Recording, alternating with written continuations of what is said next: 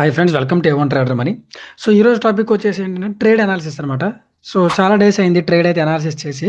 So ఇది useful అవుద్ది, ఇన్ఫర్మేటివ్గా అనిపించుద్ది అని ట్రేడ్ అనాలిసిస్ చేస్తున్నాను అనమాట. సో ఈరోజు అయితే ఒక ట్రేడ్ ఎగ్జిక్యూట్ చేశాను. ఎగ్జిక్యూట్ చేసిన దానిలో 75,000 రూపీస్ ప్రాఫిట్ అయితే వచ్చింది. ఇన్ఫ్యాక్ట్ ఇంకా ఎక్కువ వచ్చింది, బట్ అన్ని అకౌంట్స్ చూపించడం నాకు ఇష్టం లేదు. బట్ మీ ఇక్కడ స్క్రీన్ షాట్స్ వస్తాయి చూడండి. ఏవైతే నేను చూపించాలనుకున్న స్క్రీన్ షాట్స్ వస్తాయి. అండ్ మీరు నా గ్రూప్లో కూడా ఫాలో అవ్వచ్చు. నా గ్రూప్లో కూడా నేను ఎప్పటికప్పుడు నేను చేసే ట్రేడ్స్ ప్లేస్ చేస్తూ ఉంటాను. ఇక్కడ బిఫోర్ అండ్ ఆఫ్టర్ పెట్టాను చూడండి. సో ఇలా పెడతా ఉంటాను. ఈ ప్రాఫిట్స్ ప్రూఫ్స్ కూడా ఉంటాయన్నమాట. సో మీరు ఇక్కడ ఫాలో అవ్వచ్చు. సో ఆ ట్రేడ్ ఎలా అనాలిసిస్ చేశాను, ఎలా ఎగ్జిక్యూట్ చేస్తాను అనేది చూడండి, మీకు యూస్ఫుల్ అవ్వచ్చు.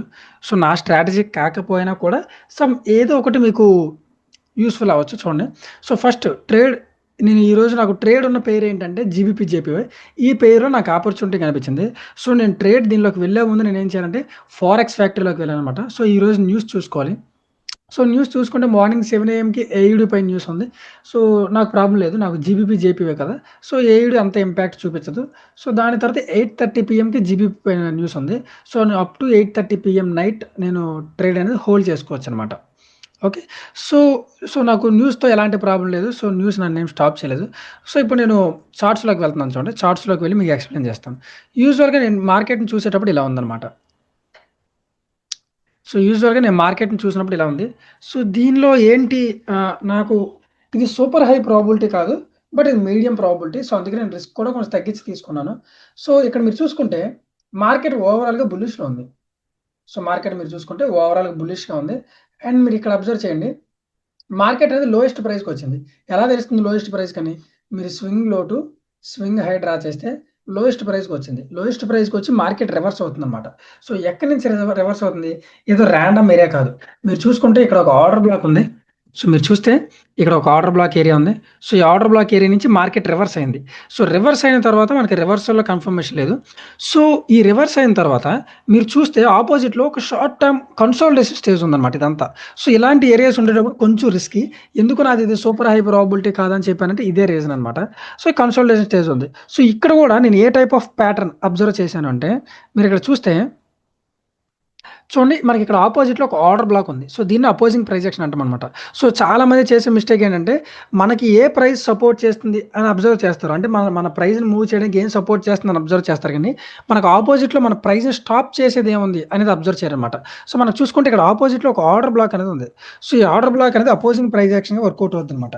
సో మన ప్రైస్‌ని మనం బుల్లిష్‌గా చూస్తున్నాం. సో బుల్లిష్‌గా వెళ్ళడానికి ఇది స్టాప్ చేయొచ్చనమాట. సో మీరు ఇక్కడ ప్రైస్ యాక్షన్ అబ్జర్వ్ చేస్తే ఏం జరిగిందనేది, సో ఇనీషియల్‌గా మార్కెట్ ఆ ఏరియాని రెస్పెక్ట్ చేసింది. మీరు చూసుకుంటే అపోజింగ్ ప్రైస్ యాక్షన్ ఆర్డర్ బ్లాక్‌ని రెస్పెక్ట్ చేసి మనకు బేరిష్ క్యాండిల్ వచ్చింది. సో ఈ రెస్పెక్ట్ చేసిన ఏరియాని నెక్స్ట్ ఇలాంటి బుల్లిష్ క్యాండిల్ వచ్చిందంటే డిస్‌రెస్పెక్ట్ చేసినట్టనమాట. మీరు ఒకసారి ఆలోచించండి. ఈ ఏరియా, ఈ ఆర్డర్ బ్లాక్‌ని నిజంగా రెస్పెక్ట్ చేస్తే, లేకపోతే ఇక్కడి వరకు బేరిష్ ఇంకా కంటిన్యూ అయితే, మనకి ఇక్కడ ఏం చేయాలి? ఇక్కడి నుంచి మార్కెట్ కిందకి ఫాలో అవ్వాలి. అలా కాకుండా ఏం జరిగింది ఇక్కడ మీకు? మార్కెట్ వీక్ అయినా కూడా, ఒక స్ట్రాంగ్ ఏరియా దగ్గర మార్కెట్ వీక్ అయినా కూడా అగైన్ బయర్స్ ఆ ఏరియాని ఫిల్ చేస్తున్నారంటే దాని అర్థం ఏంటి? వీళ్ళకి పైకి కంటిన్యూ అయ్యి ఇంటెన్షన్ ఉంది. సో అలాంటి ఇంటెన్షన్ ఉన్నప్పుడే వీళ్ళు ఈ టైప్ ఆఫ్ సిగ్నల్స్ అనేది ఫార్మ్ చేస్తారనమాట. యూజువల్లీ నేను ఎక్కువ ఇలాంటి ఐడెంటిఫై చేయడానికి ట్రై చేస్తాను. ఎప్పుడైతే ప్రీవియస్‌గా రెస్పెక్ట్ చేసిన ఏరియాని డిస్‌రెస్పెక్ట్ చేయడం. అండ్ మీరు చూసుకుంటే క్యాండిల్ కూడా ప్రీవియస్ క్యాండిల్ లిక్విడిటీ కలెక్ట్ చేసింది. అండ్ లాంగర్ విక్ మీరు చూసుకుంటే వెరీ లాంగ్ విక్ ఉందన్నమాట. ఈ ప్యూర్ బయింగ్ ప్రెజర్ ఇండికేట్ చేస్తుంది ఇది. సో ఈ బయింగ్ ప్రెజర్ లాంగర్ విక్ మనకి బాడీ కూడా బెటర్‌గానే ఉంది. అండ్ ఈ ఆర్డర్ బ్లాక్‌ను కూడా డిస్‌రెస్పెక్ట్ చేసింది. గుర్తుపెట్టుకోండి, ఎప్పుడైనాను usual SMC or ICT concepts use చేసేవాళ్ళు ఆర్డర్ బ్లాక్‌ని 50% కంటే హై బ్రేక్ చేసిందంటే, 50% కంటే హైకి బ్రేక్ చేసిందంటే మోస్ట్‌లీ దాన్ని డిస్‌రెస్పెక్ట్ చేసిద్దనమాట. దాన్ని బ్రేక్ చేసేయడానికి ఎక్కువ ఛాన్సెస్ ఉంటాయి.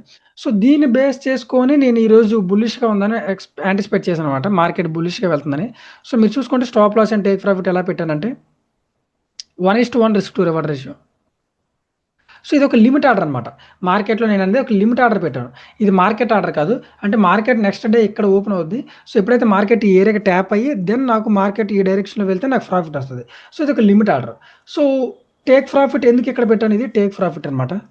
సో టేక్ ప్రాఫిట్ ఎందుకు ఇక్కడ పెట్టాను అంటే, నెక్స్ట్ క్లోజెస్ట్ విక్ హై అండ్ లిక్విడిటీ పూల్ అనమాట అది. సో క్లోజెస్ట్ విక్ హై అది అండ్ లిక్విడిటీ పూల్. సో దాన్ని తీసుకున్నాం. అండ్ మనకి స్టాప్ లాస్ ఇక్కడే ఎందుకు పెట్టాం?